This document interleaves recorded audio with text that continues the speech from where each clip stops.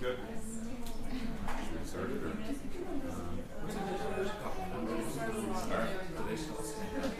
Yeah.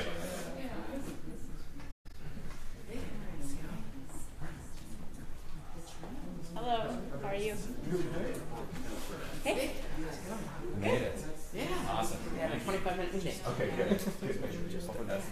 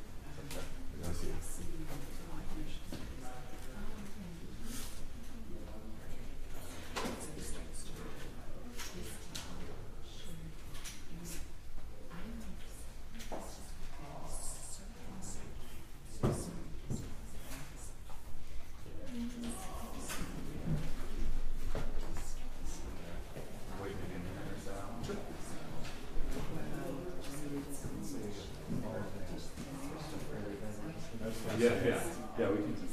You tell me. What's that? Yeah, I'm trying. Legislator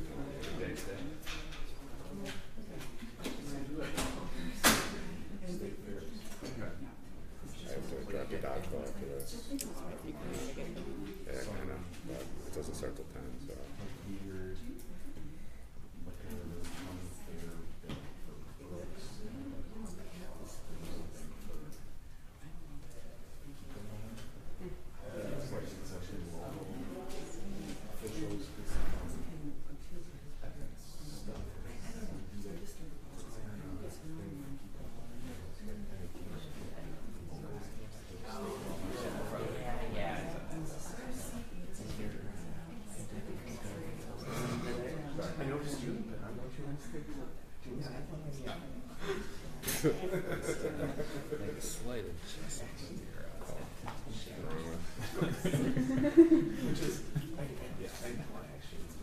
It was V for victory.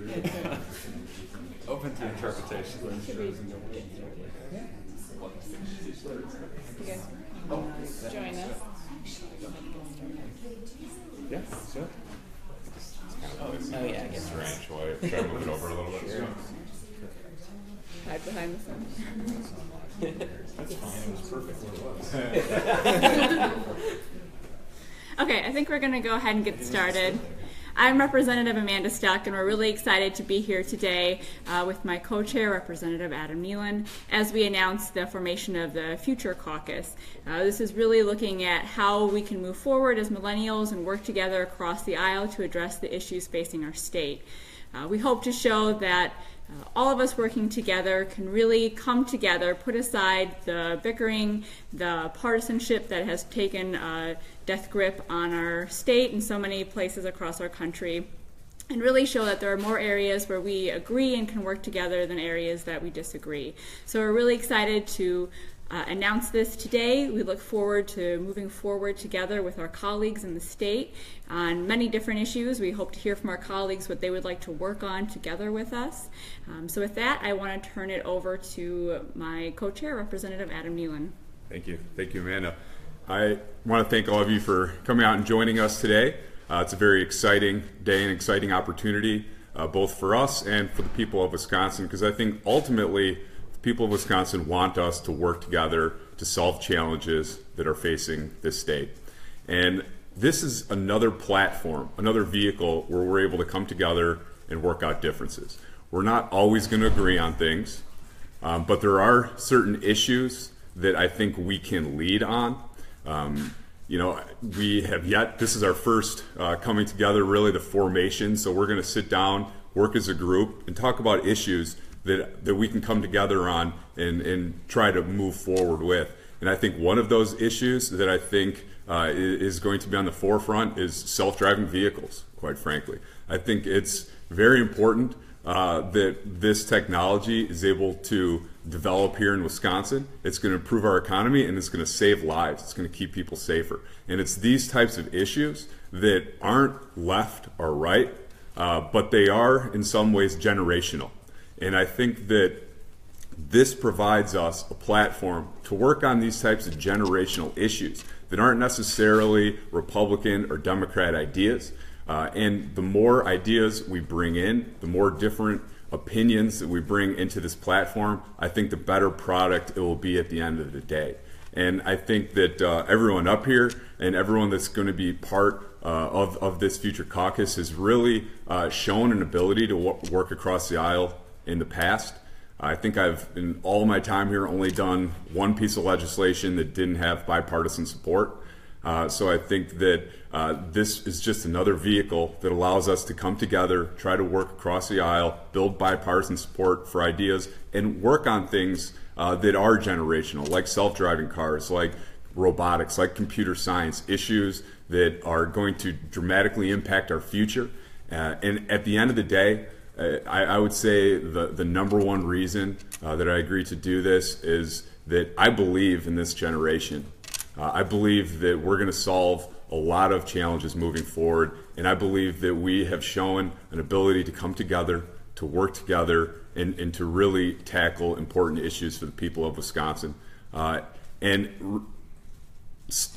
want to introduce the next guy who's going to come up here, who has been instrumental across the country in putting together these future caucuses through the Millennial Action Project, which is kind of he was the founder and still the president of that, and he's Wisconsin's own.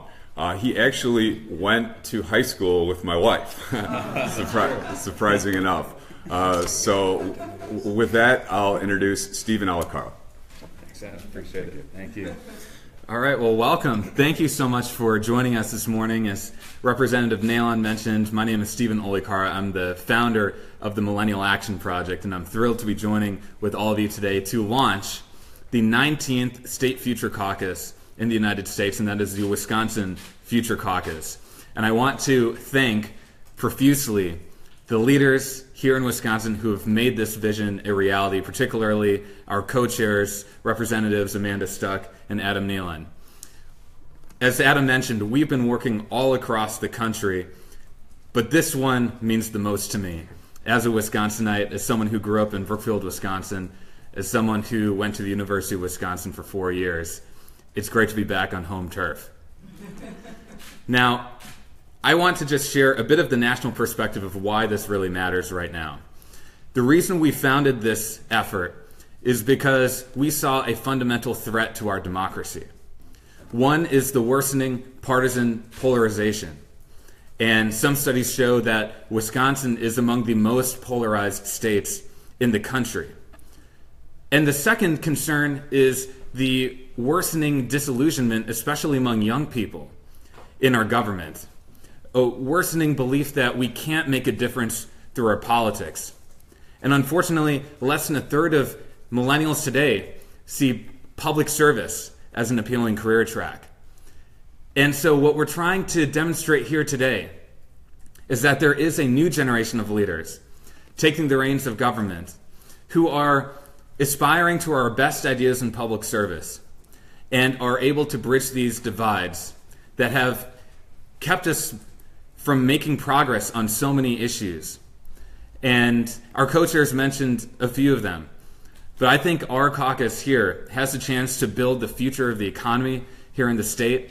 And we have the chance to really envision what kind of state we want to create for our children and grandchildren.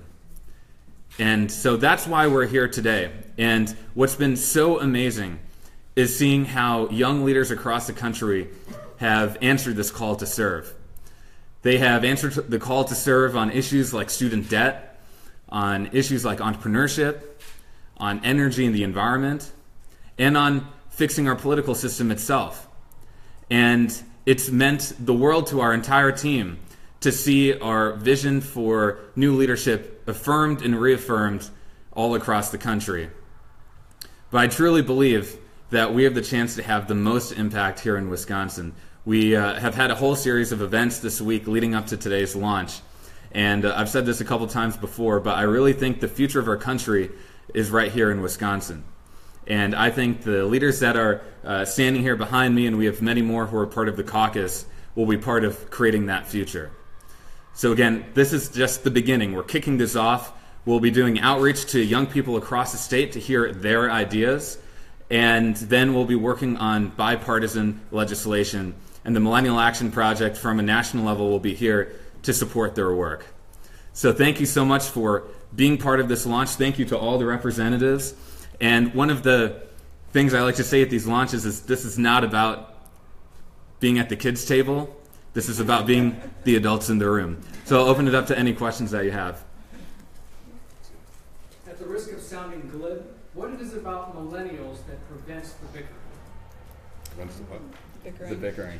Well, I'll say a few things. When I went out to Boston to meet with some of the other leaders from other states, I'll admit when I first heard about this, I thought, well, I'm willing to try, but it's pretty difficult, right? Things are pretty partisan. But when I went out there, I really saw how this is working, how people are really coming across the aisle and moving some exciting things forward. So I think the focus is on things that traditionally maybe haven't been such a focus in terms of politics and where the debate lies. Things like technology, things like entrepreneurship. Yesterday we had quite a few young entrepreneurs attend our social gathering that we had, and a lot of them don't care about Republican or Democrat. They just want to know how we can create a better environment for entrepreneurs that want to be here in this state. And so they're excited and hungry for something like this, where we can just work with elected leaders across the aisle without the partisanship to really move forward in Wisconsin and make this a better place to grow our economy and to really take advantage of the exciting opportunities there are in technology out there. And if I could just add, I think that Thomas Friedman once wrote a book called The World is Flat, and we grew up in that flat world. We grew up in a world that we learned how to do Google searches in middle school. We grew up in a world that was a lot smaller in our mind and a lot more diverse because of the opportunities through technology and through education. And I think that there's a lot more acceptance of differences. But I will say that there is still bickering. And if you just spend a few minutes on Facebook, you'll be able to see that. But I think that we are able to work together in ways that I think is generational, and I think that this is just a platform for us to come together. We have flaws as a generation, just like anybody. One of those being it's really hard to get people to show up at 9 a.m. the group is a lot bigger than this. So I think everybody has generational issues, but I think we are able to come together and work closely just because of our experience and just because of the world that we grew up in. How many members are there of the Wisconsin Future Caucus? Stephen, do you know the answer to that? I think there are about 20 or so under the age of 40. So. Yeah. And what's the split in terms of Republicans and Democrats? I believe there are 6 or 7 Republicans and the rest are Democrats. So slightly more Democrats than Republicans, but we have people from both sides of the aisle. Have any of these future caucuses elsewhere in the country generated passed any legislation of note? Yeah, absolutely. So I'll give a couple examples. I mentioned the issue of the sharing economy earlier. The first statewide laws to embrace the sharing economy and put in place the necessary safety precautions were our future caucuses. The first one was in Colorado, actually. And then, as Representative Stuck was referencing our conference in Boston, what's really exciting is that our caucuses can now cross-pollinate ideas across state lines. So that model was then brought to other states. Another really good example is the issue of student debt. And our congressional caucus introduced legislation to help alleviate student debt, and that passed the House last year. And so I think there are a variety of opportunities that we're seeing across the country. And what's really exciting about that is being able to share these ideas.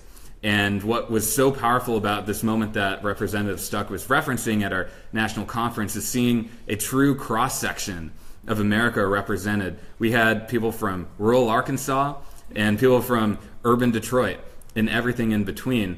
And we had a bill share session where people talked about ways to save money in their state budgets. And you had Democrats and Republicans participating in that sort of session. Another great example is around nonpartisan redistricting, where we had actually Republicans leading the way in Ohio, where they've introduced that legislation there. So those are just a few of the examples. Nothing is actually passed. Yeah. Law. Yeah, so the ride-sharing bills have become law. And actually what's amazing is that bill was cross-pollinated to California and then was brought to the national level and actually passed the House of Representatives last September. So that's just one example. Another good one was last year we worked with our co-chairs in Congress are Congressman Carlos Curbelo, a Republican, and Congresswoman Kirsten Sinema. Our vice chairs are Congressman Mike Gallagher from here in Wisconsin and Congresswoman Stephanie Murphy. And last year, we wanted to work on the issue of clean energy because that was an area where we saw young Republicans and Democrats coming together. We were able to pass a clean energy innovation bill through a Republican Appropriations Committee last year. So those are just a couple of the examples. Are there issues outside of tech that you guys think you're going to be able to come together on? Or has that come up yet? Sure. So we're still in the beginning stages of getting everybody together to hear ideas. So, I think anything's on the table. We're willing to discuss and look at anything that we can come together on and agree on. But at this point, we're really in the process of starting this, announcing this, getting folks together to hear about what their ideas are, what they would like to see, and find where we have the most common ground and agreement and where we want to move forward. One idea that I've been working on, obviously this is our first gathering, so I haven't brought it particular to the group, and I'm interested in their feedback. But one idea that I've been working on that I thought this caucus might consider moving forward that's non-tech related is exempting jury duty for young mothers with infant children. We've had some instances in my district and constituents who are young mothers, stay home with their infant children, and they're called to jury duty. And it's very problematic for them, especially when they're the main caregiver to that child, for them to balance that. So we're looking at things that young families deal with, things that are real and have practical value. But also the tech is definitely a space that I think that will work well with this group. And I'll just add to that, I think we will be strategic in choosing issues, and that's been effective in other states. It's important to build some early wins and be able to flex those bipartisan muscles early on.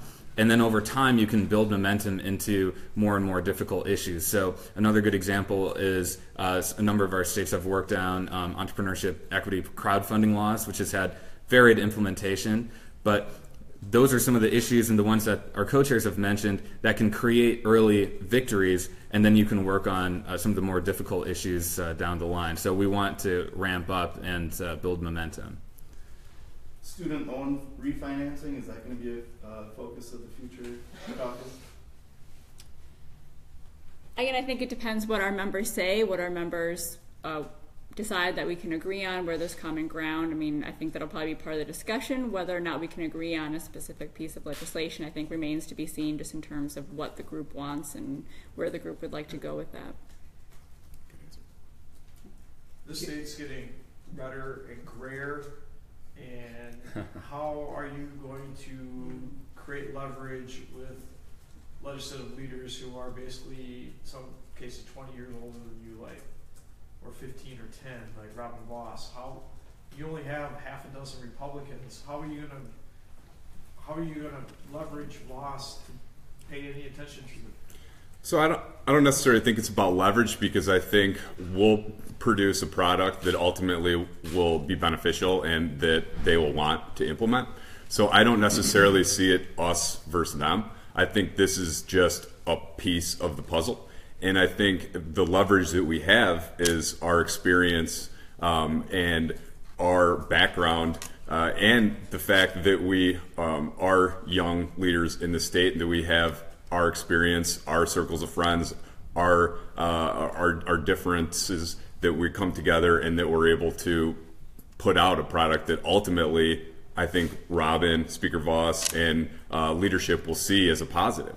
You know, I don't think that it's going to be us versus them, and I don't think it's going to be, you know, red versus blue, or, you know, gray versus color. You know, I think that it will ultimately be about what the issues that we work on and we put forward. And I think that there is a desire for this. I think, you know, Speaker Voss gave me a lot of flexibility in how I approached working with Democrats on Foxconn on that issue, and he encouraged me to be as bipartisan as possible, because ultimately we want to have the best product, and there is no monopoly on good ideas, right? Good ideas come from all different places, and everybody is, you know, it's hard for politicians to admit it, but oftentimes you have to admit when you're wrong, and you have to look at the overall big picture, and everybody contributes to that. You know, and when somebody has an idea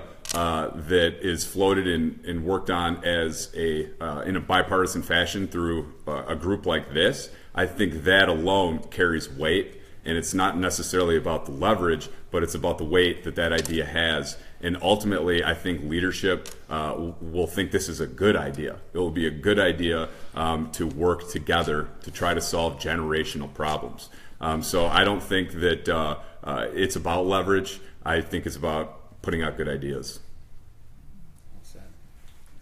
Governor Walker's Generation X, the Democrats have a bunch of baby boomers or older running for governorship. Would one of the Democrats like to address whether they'd like to see a millennial or someone of the younger generation seeking that office? Sure. Well, I mean, I would say we value representation from all generations, from all age groups. There's certainly nobody better than the other. It's just each set brings different strengths, right? And so I don't think it's necessarily about one group being better than the other, but certainly we want to see more young people running. As was mentioned before, a lot of young people do not see this as a viable option right now. They don't want to get involved in public service. And so we're hoping things like this will encourage more young people to get involved in the process and to consider running and being part of the process. So I think we hope to encourage more young people to run, but it's not just about that only younger people can lead. Certainly we value all generations and all ages at the table. And I think it's important for these types of organizations to really engage younger voters. I mean, if you look at millennials, we have the largest voting bloc in the country, the largest one. But at the same time, the turnout isn't necessarily where we'd like it to be. So I think it's these types of organizations that can, you know, show that it's not all bickering. There's a lot of times where we work together to try to solve real problems that impact real families. And I think that this type of model will help engage younger voters, and hopefully it will turn out more young voters, and then ultimately people will absolutely have to take millennials serious because we're the largest voting bloc in the country, and that's real, and that's not going away. So whether or not there's, I don't think that, like Amanda said, we're not saying that millennials have to be, in every position of power, obviously, and I don't think that, on either side of the aisle, we're going to judge a candidate based on his age or his, what generation they're from. I think ultimately we want the best in that position. So whatever generation that's from is great. This is just a tool to work together on legislation, to try to find common ground, and to try to really help the people of Wisconsin to solve real problems and real challenges.